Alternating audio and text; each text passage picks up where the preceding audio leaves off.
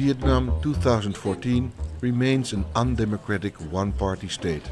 The communist leaders try to show the Vietnamese they are fighting corruption, and the rest of the world is told they are rapidly modernizing the country. But the reality is a repressive society in which basic freedoms are denied. Amid growing discontent with the government, the party continues their crackdown on dissidents and maintains an iron grip on power. In the party now, many benefit group, and they just serve. The party just serve to the benefit groups, not the people. The young generation is demanding a better government and more freedom. Not traumatized by the bloody Vietnam War, many are now challenging the authorities, and they show little fear when it comes to facing the oppression of this one-party state. Câu hỏi ra nếu mà nói sẵn sàng thì có lẽ là cũng đúng. Mình cũng nếu như mà có một cái giá nào đấy phải trả vì mình thể hiện quyền.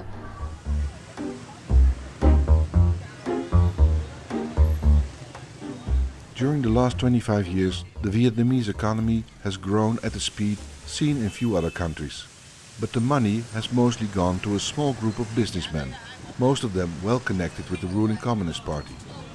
Since 2010, the economy has slowed down dramatically as the effects of corruption and mismanagement became more visible.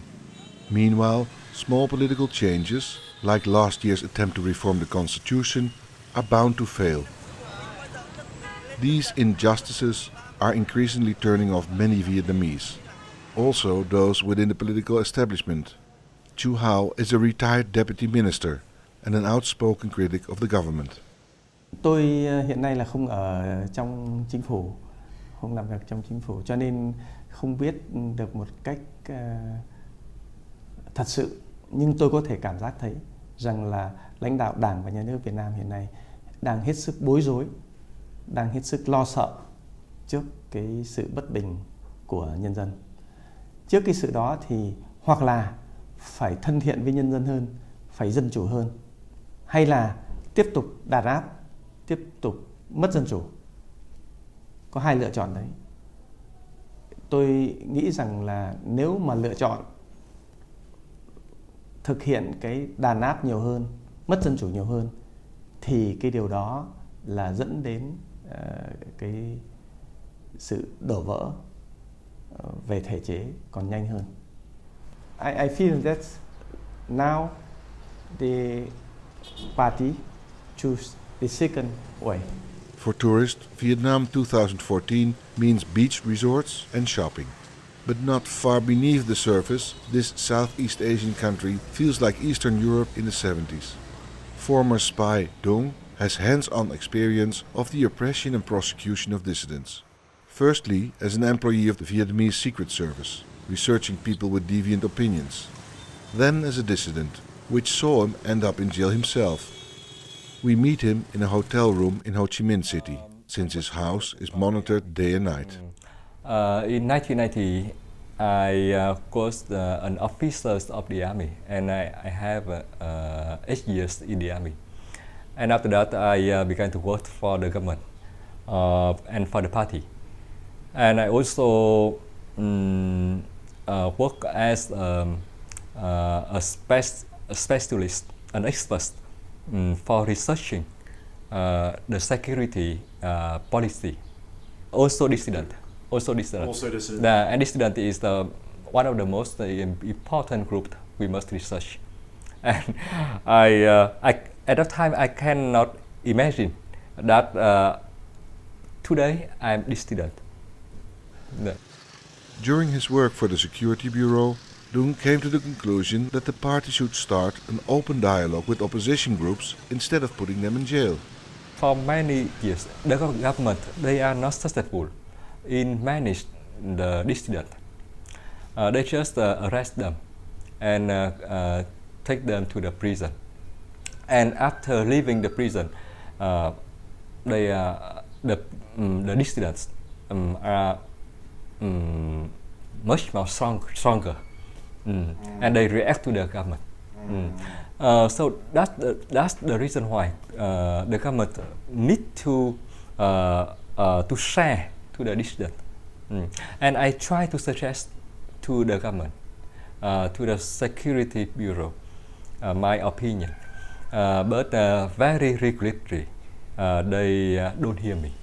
Instead of listening, Dung was reprimanded and his career at the Security Bureau was finished. After hesitating for more than 10 years, Dung finally decided to leave the Communist Party. And before, I believe much in the party. But after that, I see the party is not faithful to the people. In the party now, many benefit group, and they just serve, the party just serve to the benefit groups, not the people. So that's the reason why I changed my mind, and I decided to leave the party. And leaving the party, it means that I come back to the people. Since 2012, he started writing secretly as an independent journalist. As a result, he was arrested and put in jail without trial for almost a year. I think that my most dangerous action is writing. After I say goodbye to the party, in front of my house there are always 3 or 4 policemen, and if I go somewhere, they follow me. Although important dissidents like Dung live in Ho Chi Minh City, in the capital Hanoi, opposition comes from within the party. Many North Vietnamese feel betrayed by the communist rulers, like former Deputy Minister Chu Hao. Như chúng tôi, một số những cái người già mà đã từng làm việc trong chính phủ rồi bây giờ tiếp cận với lại những cái tầng lớp nhân dân, đặc biệt là tầng lớp trẻ đấy, thì chúng tôi đánh giá là những cái sự không hài lòng đó là càng ngày càng lớn, và cái đòi hỏi phải thay đổi cái thể chế kinh tế cũng như thể chế chính trị cũng càng ngày càng lớn. Thế nhưng mà những cái cấp lãnh đạo cao nhất tuy rằng là thừa nhận tất cả những cái đó, nhưng biện minh cho cái sự thiếu hụt, cái sự khiếm khuyết đó thì lại biện minh theo một cái cách có lợi cho chính quyền và đứng về phía chính quyền, chứ cũng không hẳn là đứng về phía nhân dân, để làm sao đấy duy trì được cái tình trạng lãnh đạo như hiện nay. One of the young people prepared to express dissatisfaction is the 20-year-old sociology student Trang. She's one of a group of students who writes blogs and Facebook postings. What started as an outlet for issues affecting students soon became a platform to highlight problems for everyone in Vietnam. Trang does not hide her criticism. We meet her at the trendy coffee shop where she works as part-time barista. Những chủ đề chính trị gần đây nhất mà mình có chia sẻ trên Facebook đó là về vấn đề quyền tự do ngôn luận và quyền tự do đi lại của công dân. Ví dụ về quyền tự do ngôn luận thì đấy là về phiên xét xử của 2 blogger mới được ra xét xử là Trương Duy Nhất và Phạm Viết Đào. Về vấn đề quyền tự do đi lại của công dân thì mình viết về blogger Mẹ Nấm Gấu, blogger Paulo Thành Nguyễn, là 2 blogger đã bị cấm xuất cảnh vì tham gia mạng lưới blogger Việt Nam, và lý do chính quyền đưa ra thì là ảnh hưởng đến an ninh quốc gia. Trang got the attention of the Security Bureau after she participated in a demonstration. Ban đầu khi mà sau khi mà công an về nhà từ cái đợt mà mình trao tuyên bố 258 thì bố mẹ cũng có ngăn cản mình không cho mình dùng Facebook bằng cách là có thể tịch thu điện thoại của mình và là không trả tiền cho nhà mạng nữa và để họ cắt mạng đi. Sau đó một thời gian thì mình vẫn sử dụng internet bình thường và bố mẹ mình thì cũng có Facebook, và bắt đầu thì mình cũng có giới thiệu cho bố mẹ những Facebooker, và tức là cái sự quan tâm của bố mẹ đến vấn đề chính trị cũng nhiều hơn, và từ đó thì bố mẹ cũng hiểu hơn cái hành động của mình làm ấy. The Vietnamese government is extremely scared of dissident activity on the internet, which has fewer restrictions than, for instance, the internet in neighboring China. Trang has just over 1,000 regular readers. Still, she is closely monitored by the Security Bureau. Có rất nhiều blogger nói rằng là họ bị theo dõi bởi công an này, ngay cả khi họ đi ra ngoài này, hoặc là họ đã bị nghe lén. Thì chị có thấy là có anh công an nào nghe lén với theo dõi chị hay không? Điều đấy là điều rất hiển nhiên với ở một xã hội như ở Việt Nam. Thì việc mà công an sẵn sàng đi theo bạn hoặc là nghe lén bạn khi mà bạn có một số cái bất đồng chính kiến nào đó thì điều đấy là điều tất nhiên rồi. Và cá nhân mình thì mình cũng gặp phải những trường hợp này rồi. Tức là khi mà ví dụ mình ví dụ biểu hôm nay là nếu như một ví dụ rất hiển nhiên là hôm mà mình đến Đại sứ quán Thụy Điển và trao cho họ tuyên bố 258 thì họ cũng có cản trở mình ngay từ khi ở nhà. Hoặc là như hôm biểu tình ngày mùng 2 tháng 6 năm 2013 thì họ đã đến nhà mình và ngồi gặp bố mẹ mình và khóa cổng lại đấy luôn. Và hôm đấy thì mình đã phải trèo cái cổng ở đằng sau và để đi biểu tình. Thì mình đã phải đi bộ một đoạn rất vòng vèo chừng 2 cây số để có thể cắt đuôi được họ và lên xe buýt và đi đến bờ hồ. Tức là bạn ấy cảm thấy là vẫn chưa có cái sự thay đổi. Tức là chính quyền là vẫn chưa thật sự là lắng nghe.